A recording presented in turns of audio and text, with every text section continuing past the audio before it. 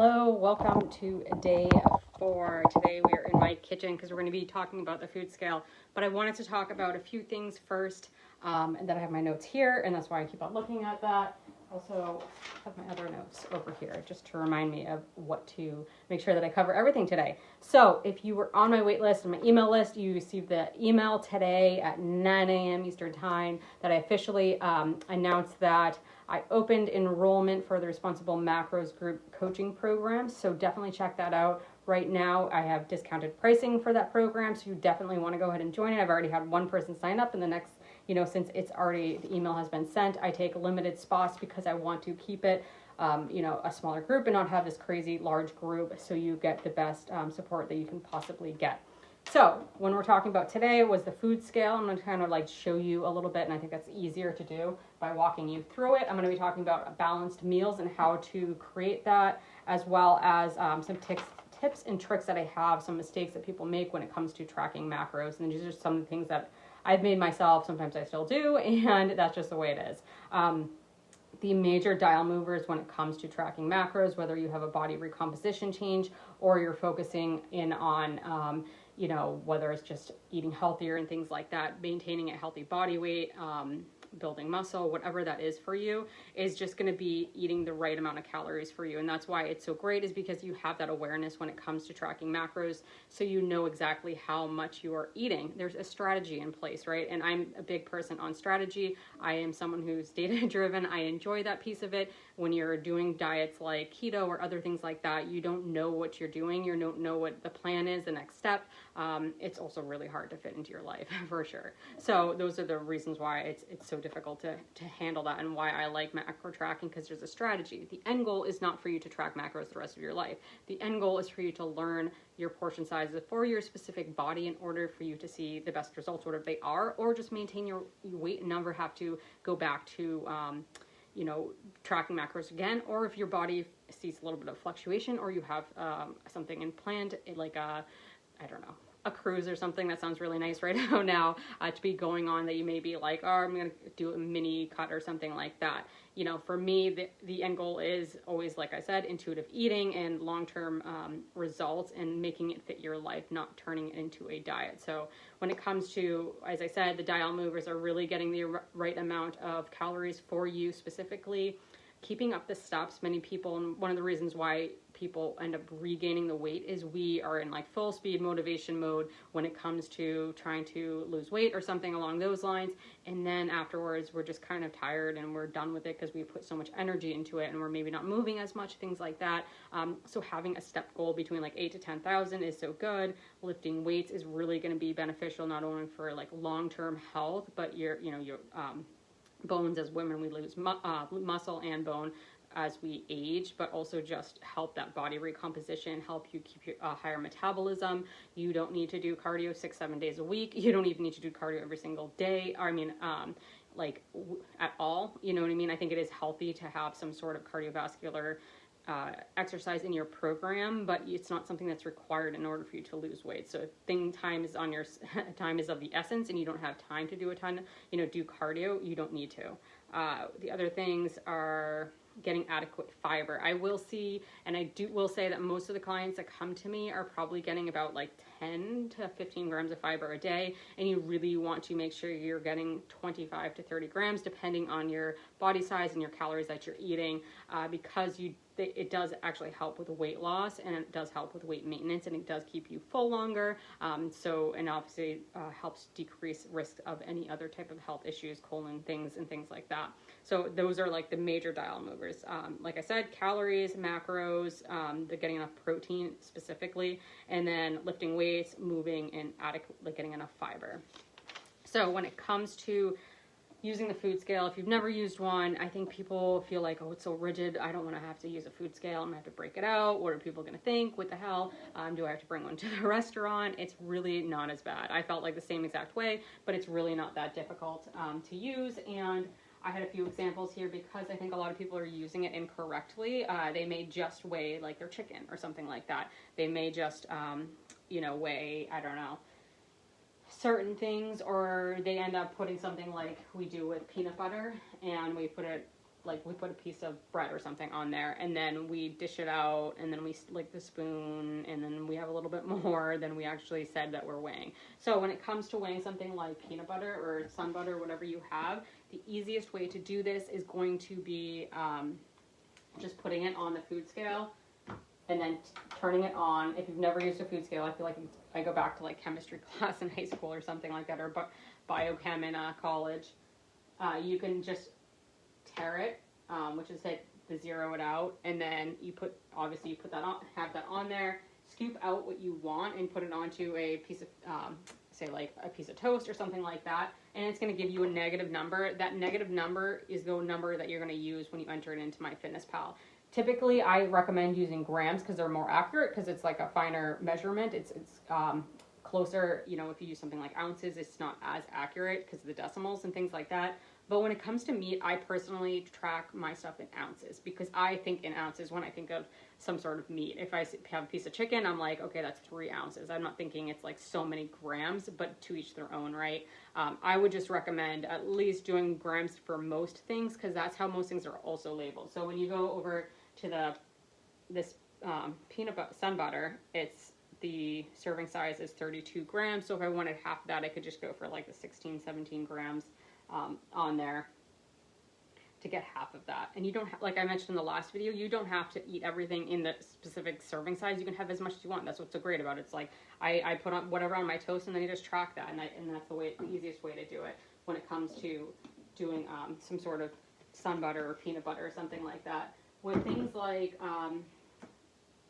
yogurts, cottage cheese, even egg whites, which I'll show you in a second, I would just put it on here again and hit the gram, move it to grams, and then tare it, and then take out what I want. Same thing with egg whites. Like, I don't have to get a measuring cup or anything like that, even though I think it says on here, this is tablespoons. So 3 tablespoons is a serving size. I wouldn't even look at that. I'd be just using grams. When I enter in MyFitnessPal, if you can't find something, definitely just look at grams on MyFitnessPal. So you could search egg whites grams, and that'll give you a measure or a food out there that does have grams. It's kind of like a tips and tricks. As well as if you can't find a food and you want to make sure it's very accurate, I would do something like hit search.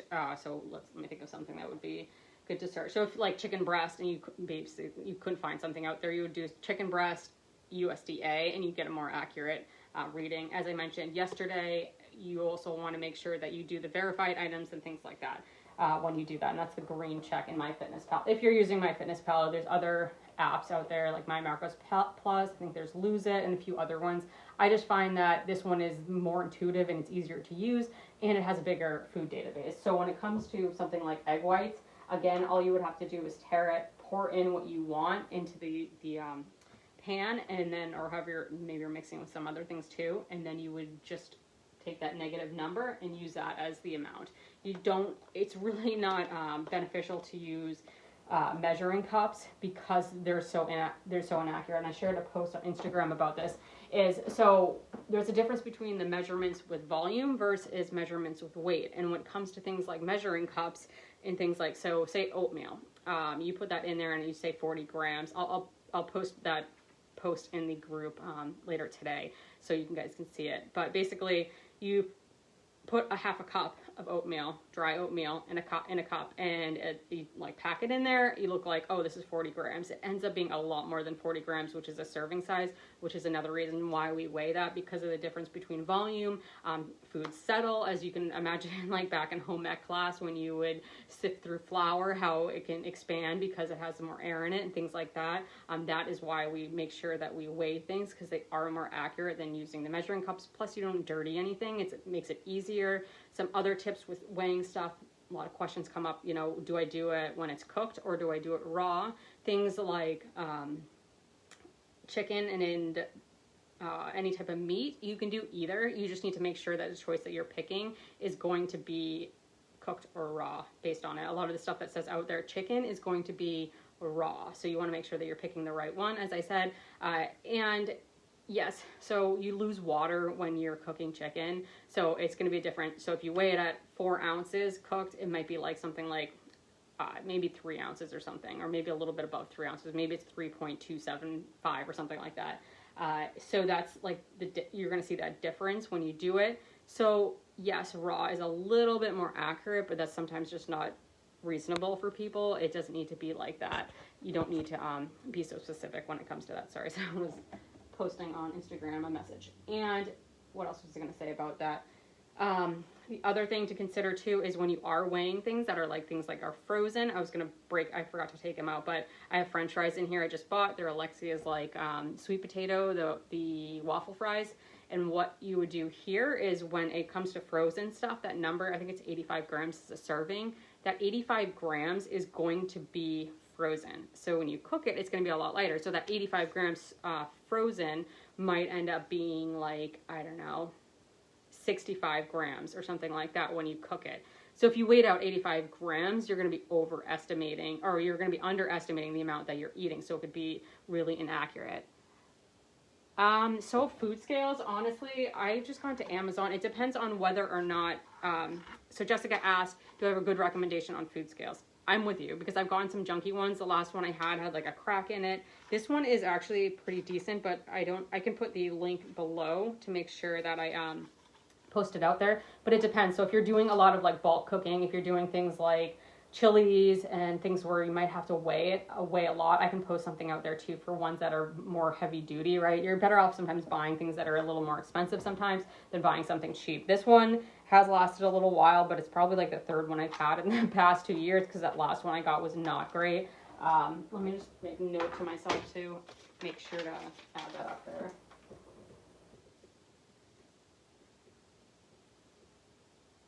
Because like I said, there's more heavy duty ones, and there's one out there that's like $80, and if you want to spend that, I think that's, great. The ones that I usually buy have been like $15, and I end up just spending doing that when it comes to the food scales.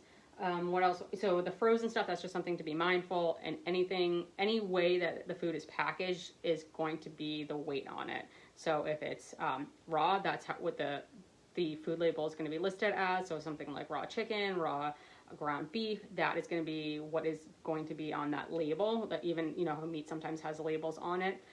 When it's cooked, you're going to see cooked foods and things like that will be already the accurate amount. So when I say I was talking about raw and cooked foods, so the other thing is like something like pasta, rice are things that you'd probably want to weigh out raw, so dry, to be more accurate, because water, anytime you cook those, they retain water. So depending if you like your food al dente or something like that, it can throw off that. But I get it. Like if you're cooking for an entire family, you're not going to be wanting to be like, hold on a second, like I'm going to cook my little piece of chunk here and then do that there. That's when you break out using the meals or the bulk cooking option in MyFitnessPal to make it a little bit easier, so you don't have to be worrying about like portioning out your own little bit of it. And that's where I think people get overwhelmed, because when it comes to bulk cooking in general, they're like, well, I want to eat with my family, I don't want to like be eating separate things.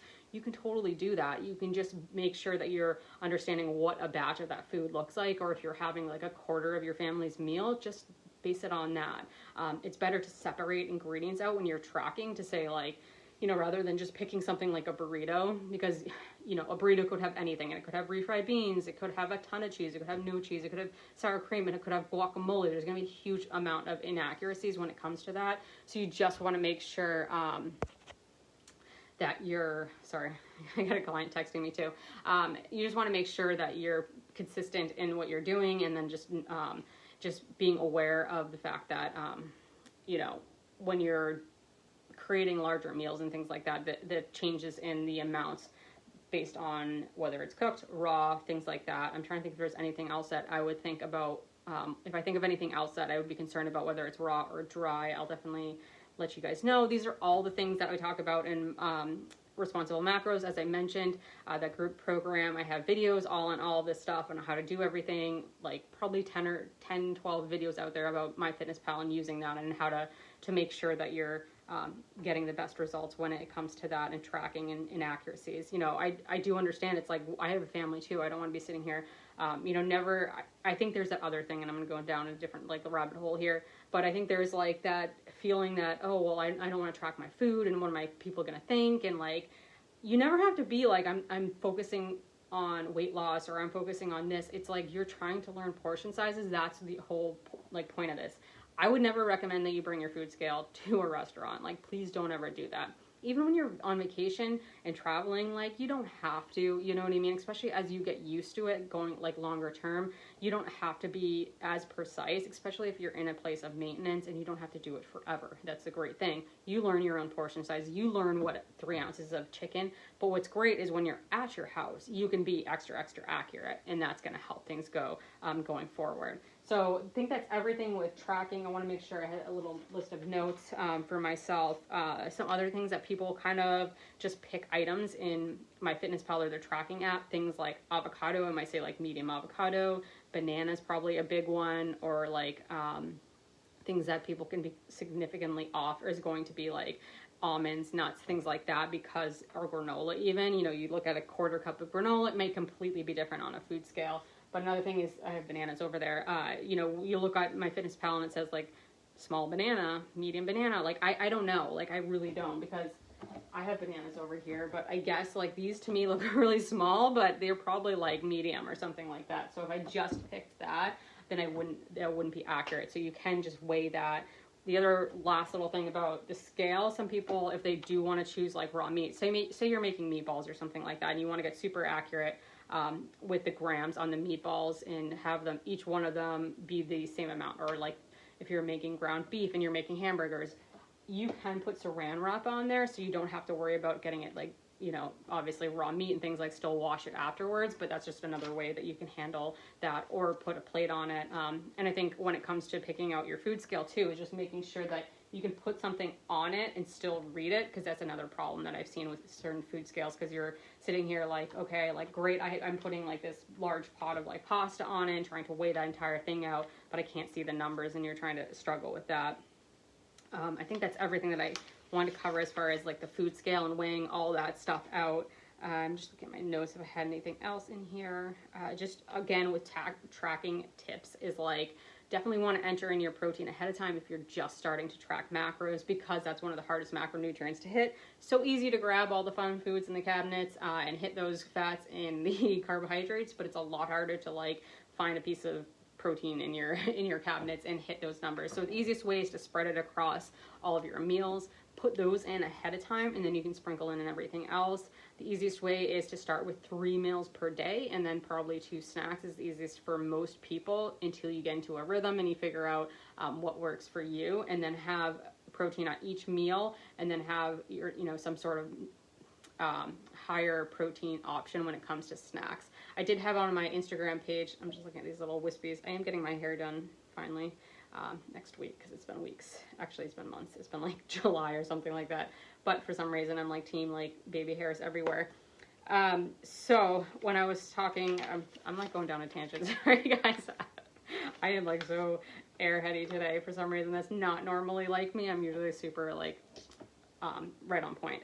So tracking everything, 3 meals per day, start with 2 snacks. And then I was saying on Instagram, going back to taking the step back, on Instagram I do have like 15 sample snacks that you could have that are higher in protein. It's just a quick download. You can go out there and grab that too if you want that. Just let me know here. Let me also know if you're in the replay and things like that, that you are watching this, because I love to hear how things are going and checking in on you guys.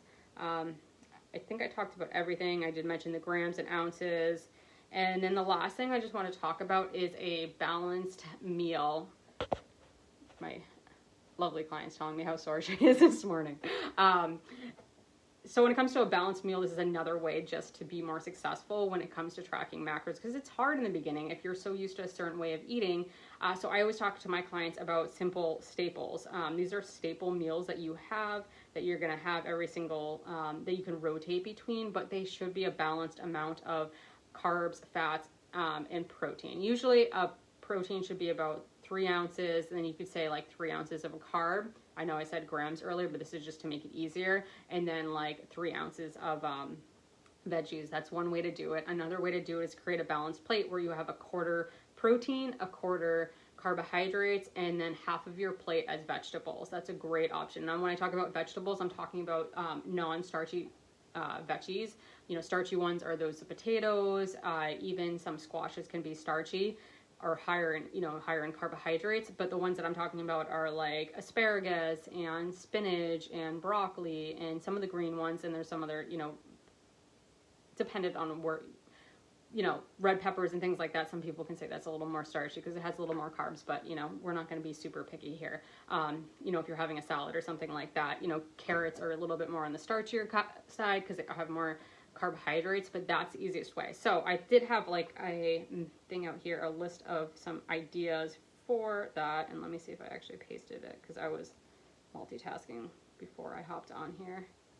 I just sent a list to my client because she was asking for meals. So I'm going to pull that list up right now. But I think the important thing is finding things. So like some of the options that I've been eating a lot of recently, I do a lot of wraps, and then I can adjust the protein to make sure that I'm getting in enough protein. So if I'm like, I'm a little bit low in protein, I spike that up. I've been adding it would be like sauteed peppers and mushrooms, as well as some sort of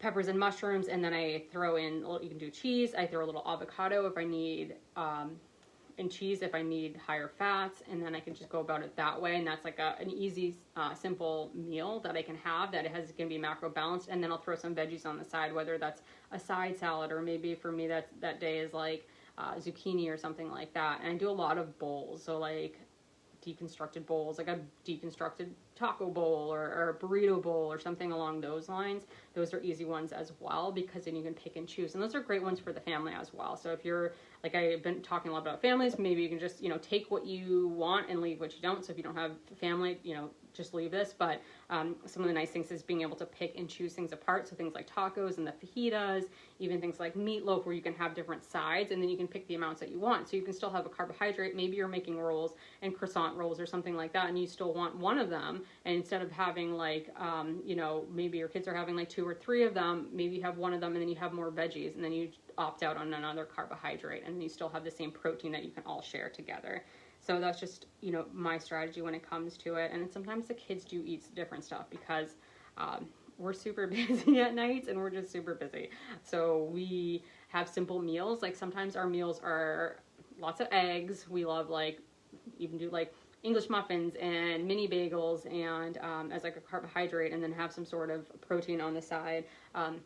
So here's was a few of the sample meals, so you can always just jot these down if you want them. It could be a chicken in a wrap with a side salad. You can adjust proteins, and that's what's great. As I said, you have these simple basic meals is you just adjust the portion sizes. You don't have enough carbs, you drop the carbs down, or you're going out to eat later, maybe your lunch you're dropping carbs, and you can just adjust it. These are just great ways to start, and then also always pre-plan your foods when you are starting out tracking macros because you're going to be the most accurate. So I had the wrap, maybe it's a sandwich with a, so deli meat, bread, and which is your carbohydrate, and sugar snap peas, and maybe it's egg whites, English muffin, and a slice of ham, and then, breakfast is like one of those ones that I'm okay if you don't have veggies for breakfast, because I know that's difficult. If you can, sometimes I do I love peppers and mushrooms, so I'll cook those on the side or in a scramble or in an omelet. Fajitas, tacos, super easy. You can use turkey meat. My client was just saying that she did salmon the other day. Chicken, shrimp. Shrimp's really high in protein. If you like shrimp, it is more expensive. I get that. Then you could do cheese in there and then have it on a tortilla or make it in a bowl if you're doing more lower carb that day, or you need a little lower carbs. Deconstructed burritos, deconstructed tacos in a bowl. Those are always easy ones, fun with the family as well. Rotisserie chicken, you want to be super simple. I'm all about not spending a ton of time in here in the kitchen. Potatoes, asparagus, and then rotisserie chicken's one of our go-tos that we'll get once a week.